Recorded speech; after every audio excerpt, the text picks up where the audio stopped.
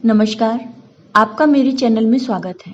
आज हम आपको एक राजकुमारी और दो दोस्तों की कहानी सुनाने जा रहे हैं। उम्मीद है आपको ये कहानी पसंद आएगी। अगर पसंद आए तो कमेंट बॉक्स में लिखकर जरूर बताइए। प्राचीन काल में सारस्वत और बरमित्र नामक दो मित्र रहा करते थे। सारस्वत का पुत्र सोमवंत था और बरमित्र का पुत्र सुमेध। उन दोनों के बीच गहरी दोस्ती थी। वे एक ही गुरुकुल में पढ़ते थे। दोनों ने कालांतर में समस्त शास्त्रों का ज्ञान प्राप्त किया था। दोनों मित्र बाद में पति पत्नी बन गए। सोमवंत और सुमेध जब विवाह योग्य हुए तब एक दिन उनके माता पिता ने उन्हें समझाया कि सुनो बेटे, तुम्हारा विवाह करने के लिए हमारे पास पर्याप्त धन नहीं है, इसलिए तुम विदर्भ राज्य में जाओ।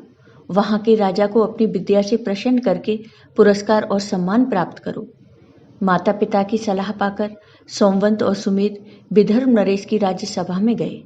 राजा ने उन वटुओं को देख परिहास पूर्वक कहा, निषद देश की रानी सीमंतनी सोमवार का व्रत रखती हैं और दंपतियों की पूजा करके उन्हें धन, स्वर्ण, वस्त्र और वाहन पुरस्कार रूप में दे रही हैं।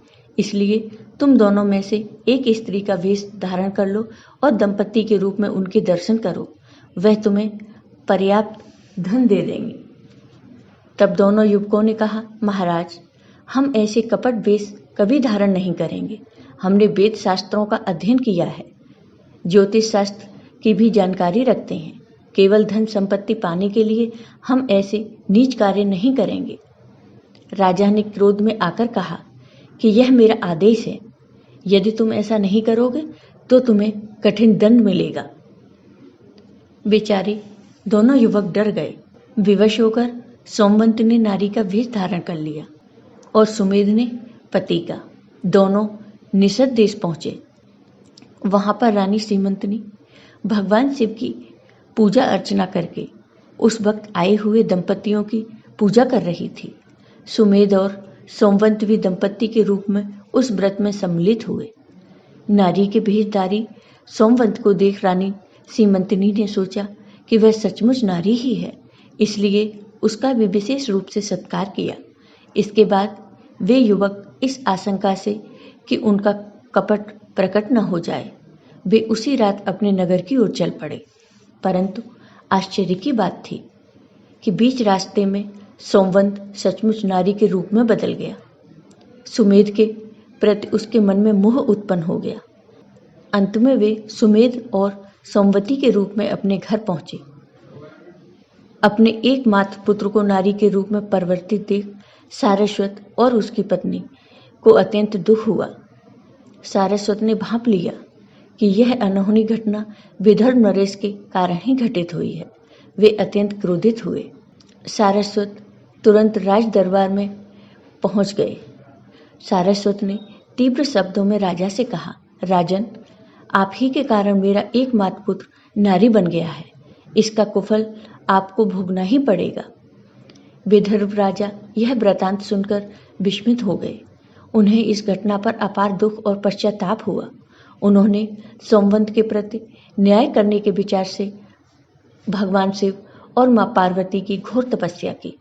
तब माँ पार्वती प्रकट हुई।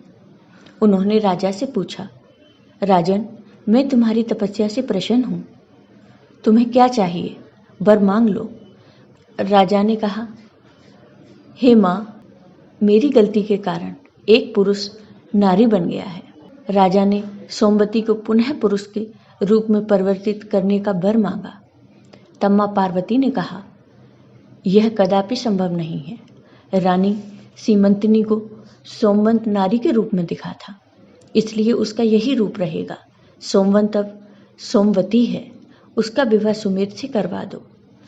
इस दंपति के एक सुयोग पुत्र पैदा होगा। माँ पार्वती के आदेश को सिरोधार्य कर सारस्वत ने सुमेध के साथ सोमवती का विवाह कर दिया। इसके बाद दोनों दोस्त पति पत्नी की तरह सुखपूर्वक रहने लगे। भगवान शिव और माँ पार्वती की कृपा से कुछ समय पश्चात उनके एक सुयोग पुत्र पैदा हुआ। आपको ये वीडियो पसंद आया हो तो लाइक कीजिए, शेयर कीजिए और मेरे चैनल को सब्सक्राइब कीजिए। साथ ही बेल आइकन पर क्लिक जरूर कीजिए, जिससे हमारे वीडियो के नोटिफिकेशन आपको मिलते रहें। धन्यवाद।